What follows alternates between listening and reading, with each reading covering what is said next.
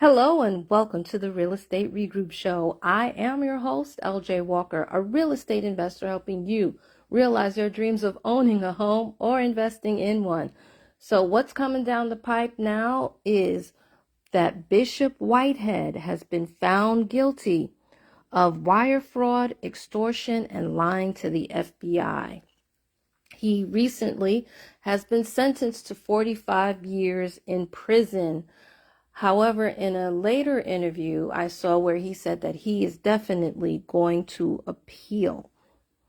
So, for those of you who don't remember, Bishop Whitehead was the pastor in Brooklyn that was robbed on Facebook Live.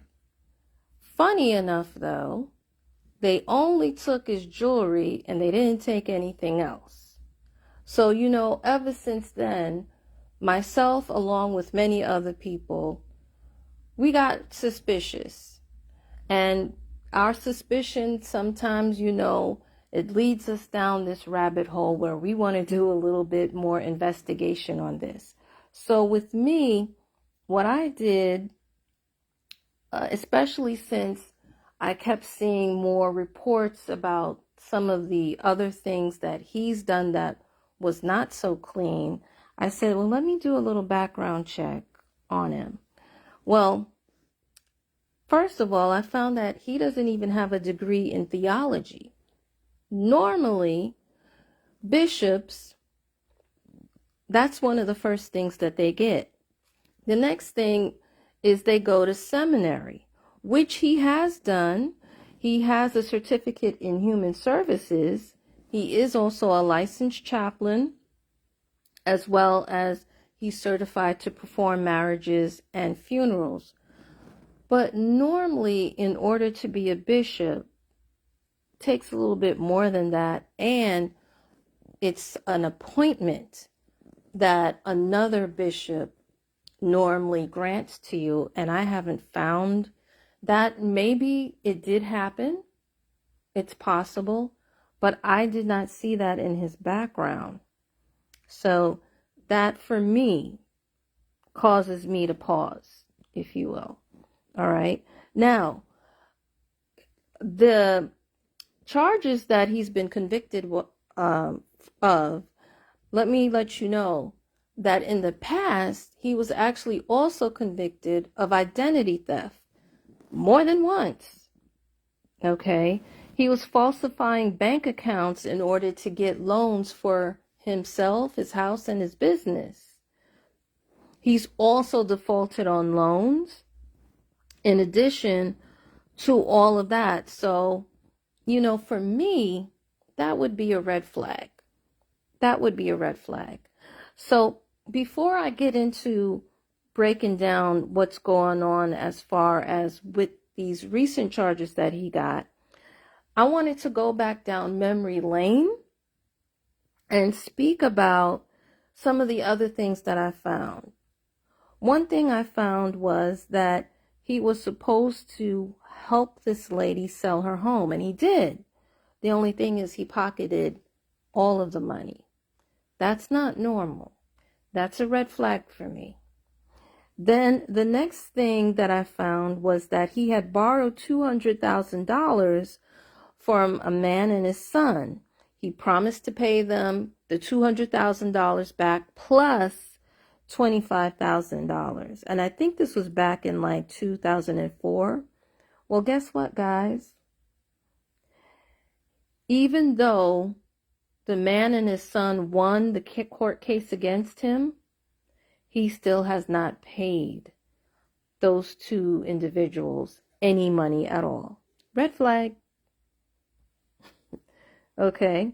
Now, there was something else that came up that I'm not sure how to go about this. So there was another instance where, again, I saw two conflicting articles on the same issue, but then the issue itself is also questionable. So here it is. They said that there was a couple that went to a tax auction who bought a church here in Brooklyn. Mr. Whitehead went and asked the people for the church, bought it from them, and then changed the locks on the church. The other article says that Mr. Whitehead went to the tax auction, purchased the church, and then changed the locks. Okay, so here is the problem that I'm having, and here's why. Yes, there's some red flags against the pastor, but there's some red flags also against these two articles. Okay, number one, in New York, churches don't pay property tax. So if churches don't pay property taxes in New York, then why would a church be at a tax auction? That's number one. Number two, tax lien auctions in New York is only for certain developers. They're not developers. So why would they be at a tax lien auction, again, purchasing a church? Okay, so that causes me to pause at the articles, and it makes me wonder what else is going on outside of the fact that this man is a con man. All right. Now, let me also brief you guys up on this in case you don't know. When you buy something at either a tax lien auction or just a regular foreclosure auction, you cannot just go and change the locks on the property and lock the people out of their property, which is what both articles claim that he did. No, you have to actually go to court and file for an eviction against the people that are occupying that particular property. Even though it's not a house and it's a church that was purchased, it was still wrong for him to change the locks. He still had to go through the eviction process. That's how it is in most states. There may be, Mississippi might be different. Don't, quote me too much on that. Mississippi laws are very, very different from the rest of the United States of America. But in New York, definitely, once you buy a foreclosed property, or if you buy a tax lien property, you have to go and get an eviction. You can't just change the locks like that. But again, like that whole article right there, question mark. Okay, red flag. Okay, now let's talk about the lawsuit that brought on these recent convictions.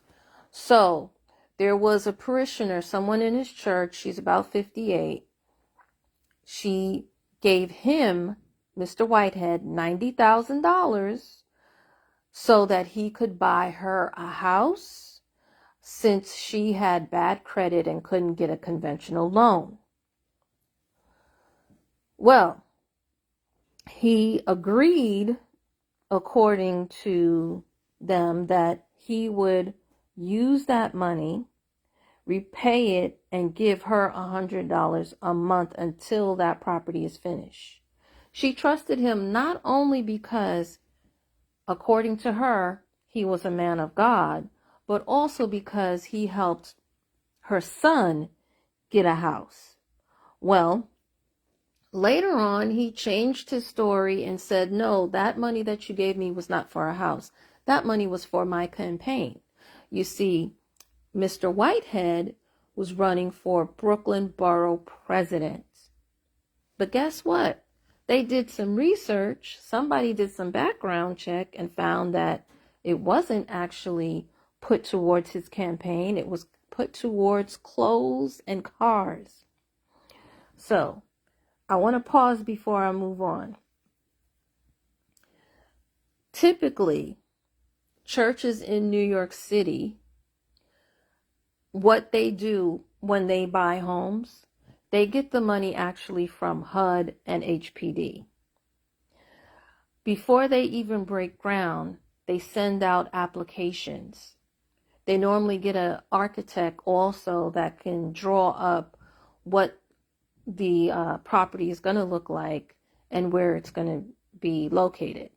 According to them, they didn't even choose the house yet, and she just gave him $90,000 like that. That is not how you do it, baby. That's not. Uh, listen, also, and here's why I know, because the property that I'm in, the Harlem Church's community improvement was involved in this, involved in the building of the property that I'm in. So anyway, moving further, they get the money from HPD, HUD. Sometimes they get grants from other organizations, and they start building once they see that they have enough people that's interested in buying the property in a particular area. Okay. After they call to see if you're still interested, then you submit the paperwork, which is like your W-2 form, 1040, that kind of thing. They might charge you maybe like $25 just to process that. And then afterwards, they'll look and they'll give you an offering contract. And normally with the offering contract, guess what? You don't really have to give them more than $1,000 at that point. And then when the house is completed, then you would give them the $90,000. So the way they did this here, again, not following protocol. And when people don't follow protocol, it's a red flag. Even to be honest,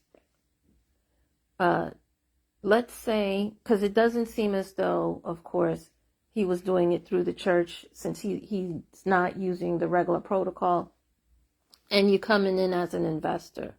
Never give an investor that amount of money up front like that. And it doesn't even sound, to be honest with you, I'm not sure, but it doesn't even sound like it was a written contract.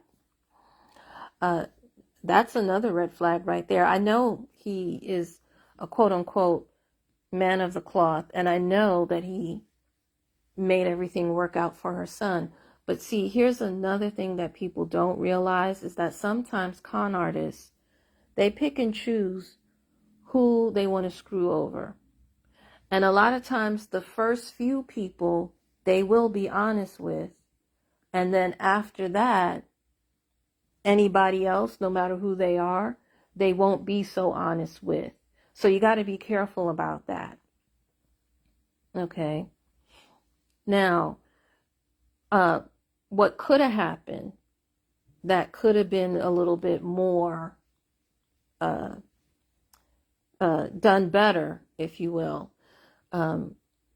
it would have been better to wait until the house was actually found, because she gave him, from my understanding, the $90,000 before a house was even chosen. And it's like, no, you don't let somebody else choose a house for you. You choose a house, and then you might let them investigate, let them inspect it to see what needs to be fixed, to see if you can move in there and how much it's going to cost, things like that. You can do that, but you never let somebody else choose your house for you 100%. Okay, so I had a problem with that. And then even still, you may give maybe a little bit of money here and there, but you don't give all of the money up front like that. And what's so sad is that that was her retirement money. So that probably, she may have taken that money out of her 401k. Oh, this is not good. This is not good at all. And I'm not even sure if she's going to get her money back, especially since he did not pay the $225,000 to the other people that he still owe from 2004. Oh, man. Man, I'm telling you. All right. Let me move on to the next person that also prompted this conviction. There was a businessman who I believe was also a parishioner in that church. And they say that he forced that man to hand over $500,000 in order to gain access to Mayor Adams. Guys, let me tell you. Okay. Yes, I'm in New York City. Mayor Adams, I cannot say that he's my friend or anything like that. But I know that it does not cost that much money to meet that man, to rub shoulders with that man. I know that it doesn't because I go to different inaugurations and I've seen him there. He was even at the caucus. The dinners that they have a lot of different events going on up there, but he's never at the ones that I want to be at, so we never really cross paths like that. Anyway, the dinners that they have, let me tell you something, they don't even cost $5,000. They don't even cost $500. What they cost, maybe $50, $100? Man, $500,000 this man gave just to have access to Mayor Adams. And guess what? He don't and will not have access to Mayor Adams. This is really, really terrible. Red flag all over the place, let me tell you. So, yeah, and let me also explain the Mayor Adams connection. As mentioned before, Mr. Whitehead was running for Brooklyn Borough President. And he chose Mayor Adams as his mentor. Now, I have to say this, just because somebody is your mentor, that doesn't necessarily mean that you're close and that you're buddy necessarily. Even if you give them their phone number and you exchange numbers and you call every once in a while, that doesn't necessarily mean that you're close friends. So I'm not sure. I know that, the media says it. I'm not sure how close they are. And if they are or were close, I'm pretty sure they're not that close anymore. Why? Because Mayor Adams was upset when Mr. Whitehead said that he endorsed him, because Mayor Adams said that he never endorsed him. And to be honest, I never seen anything like that either. And I am subscribed to his channel. Next, Mayor Adams was upset that he was also using his image in his campaign. And to me, if you're that close of a friend, then you wouldn't have a problem if, someone uses your image like that, who is your friend, right? So it's two things here. They could have been tight, they could have been close. But one thing I know for politicians, when you get between them and votes, when you get between them and money, it's some serious issues right there. They're going to distance themselves from you. And this is probably what is going on right now. It may be one of the things that's going on right now. Either he put too much into the relationship, Whitehead made it bigger than what it was, or they were tight, but because of all of the issues, all of the problems that's going on with Whitehead, Mayor Adams is stepping away from him. That is what I'm seeing. That is the possibility that's going on. Mr. Whitehead mentioned that, he felt like he was being set up to a certain degree. Yeah, he probably is being set up, because he mentioned that they wanted him to snitch on Mayor Adams and bring him down. It's not the first time that I've heard something like that, not from Mr. Whitehead, but from other people. So it's probably factual. It's probably factual that they were using him to get to Mayor Adams. But the point is, he is still not somebody that I would ever recommend to do business with. There's too many red flags around him. And listen, guys, let me tell you something.